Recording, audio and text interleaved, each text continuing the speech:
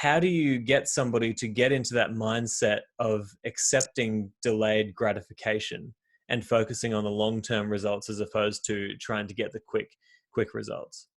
Now, knowledge is good. First, you explain, that time is important for the progress that can happen and can be done. You talk about the coaches. You talk about how a sprinter needs 5 years, let's say, to go from 11 seconds to 10 seconds. How that 1 second is broken into hundreds of a second and throughout the year or two. And you talk about that, and then you say, sometimes a joke.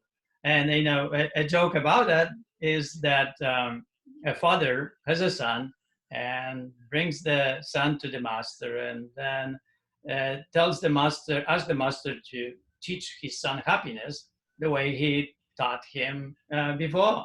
And the master, oh, sure, leave him here with me and come in an hour.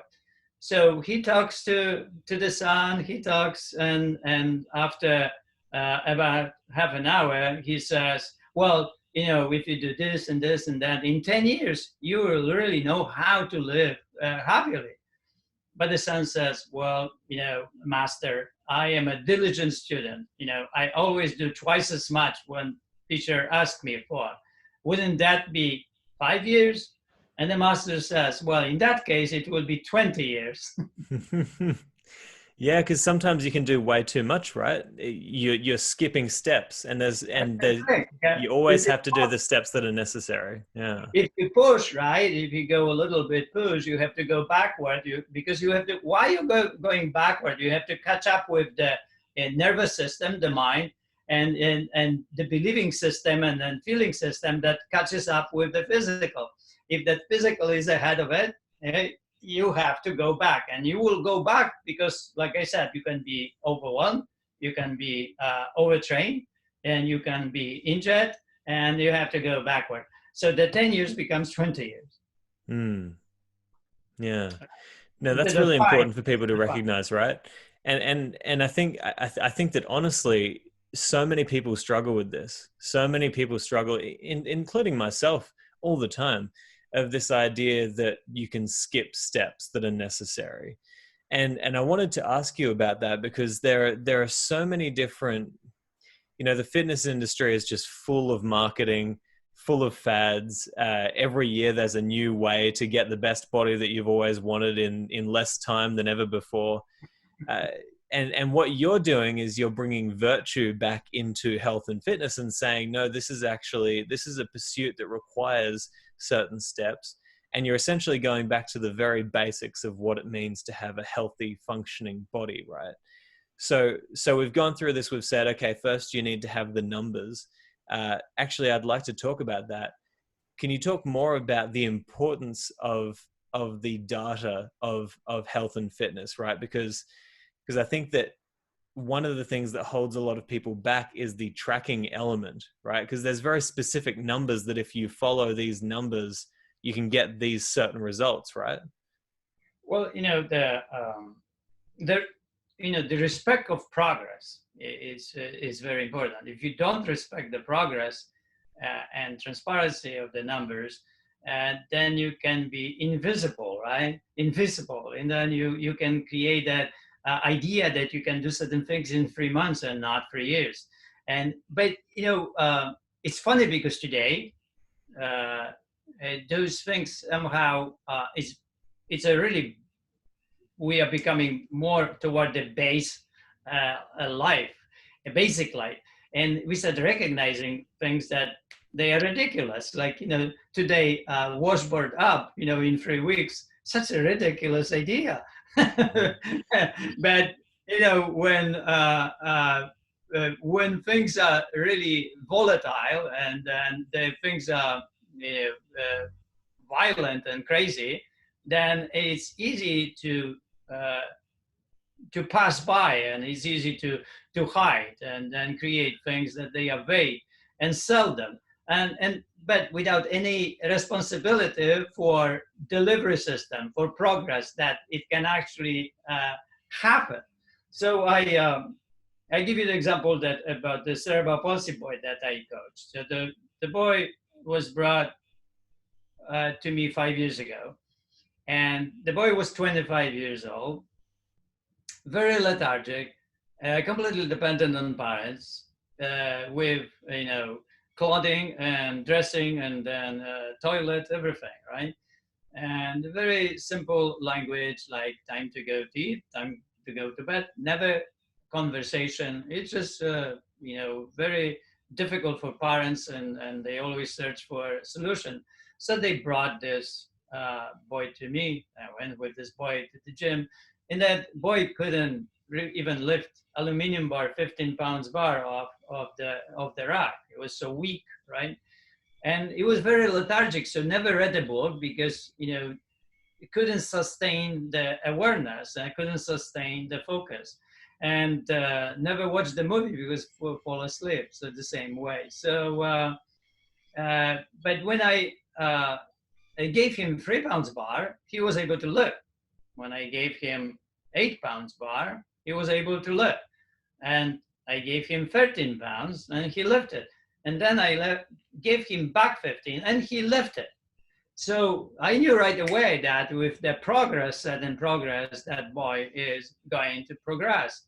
But when I talked to the father, I said, well, we need 5 years from here to really create some kind of independence, and so your son could be kind of a normal, right, in the world.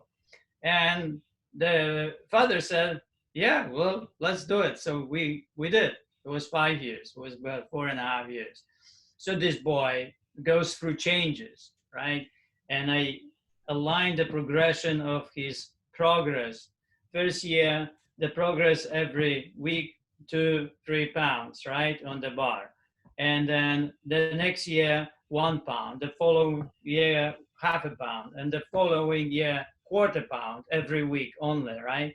That created progress and stretch that he would end up at the end with lifting, pressing bench press more than his body weight.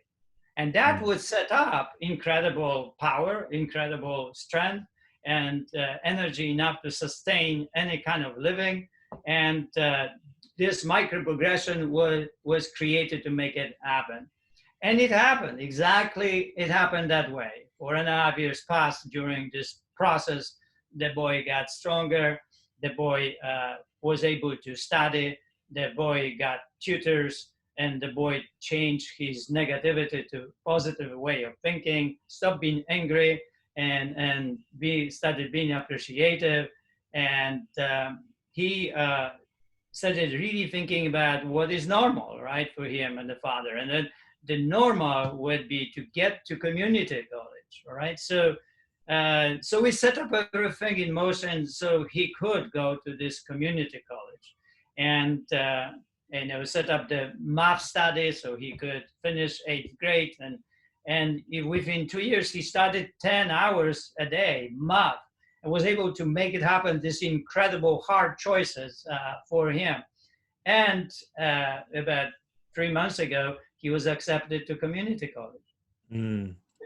And he takes the Uber, he has conversations, now he has memory, he has some kind of something to say, and it grows and a lot of faster. At the beginning, he didn't have any memory. He was, in his mind was nothing there. So, he couldn't have any conversation with anyone, and it was also very awkward. And because of that, he had to be taught with this micro-progressive system, all of it, right? Until he became what he became. Today, he is in college. Yeah. So, that micro-progressive system is it can be seen when it comes to the fitness, weightlifting, but how you can see it if it's poetry, right? You cannot see that thing. And who can see actually? Well, then you have to have the idea of mentors, very important. The mentors can create progress and this micro-progressive system for you and push each time very little and create that what needs to be created. Because the mentor looks at you from from afar, backward. You cannot see forward, you can see only backward. So you really, cannot see far, right? So that's why mentors is extremely important. That's why Tim's book, about the mentors, that the tribe of mentors is really cool, because you can really read about how differently people approach mentors in life, and how they had mentors, and how mentorship is crucial with the micro progression. Otherwise, you go when you do too much poetry writing, and you will not be quality. And how you can measure it, how you can see it, how you can feel it. It has to be a poet that he opens this world for you of imagination and feelings, how to feel to the poem.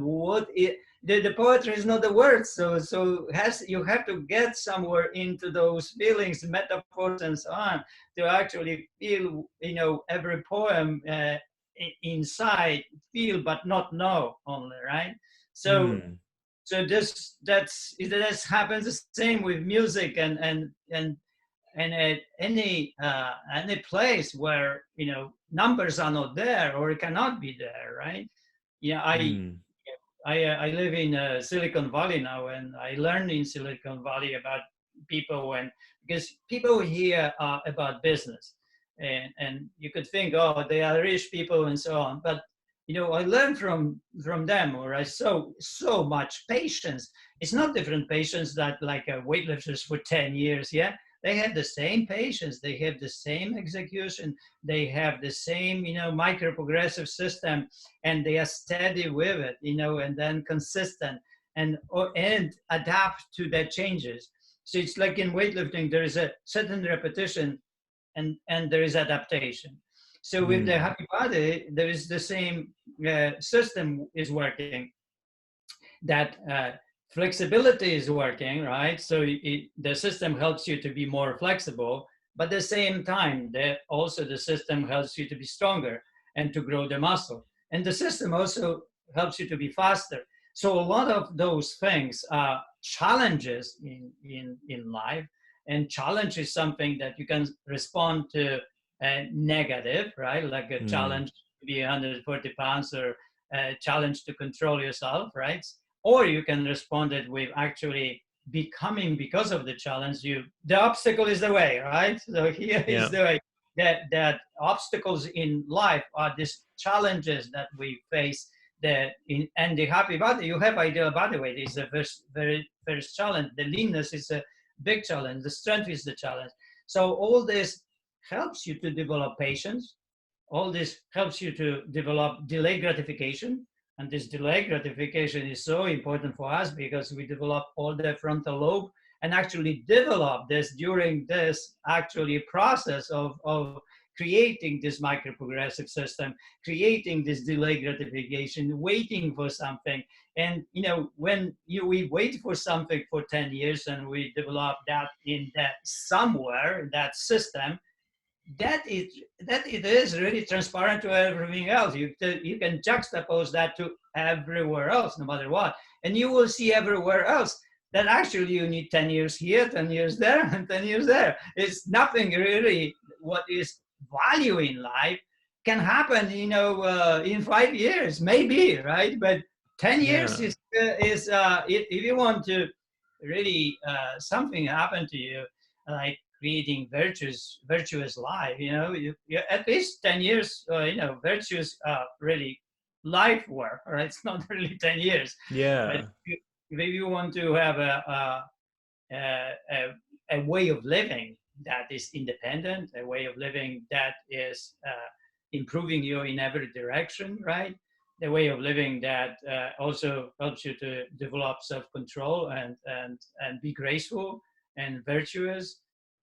Well, then you have to embrace yourself with the patience, or that system, when you interact with the system, because of the challenges, the obstacles present, actually will help you to become better.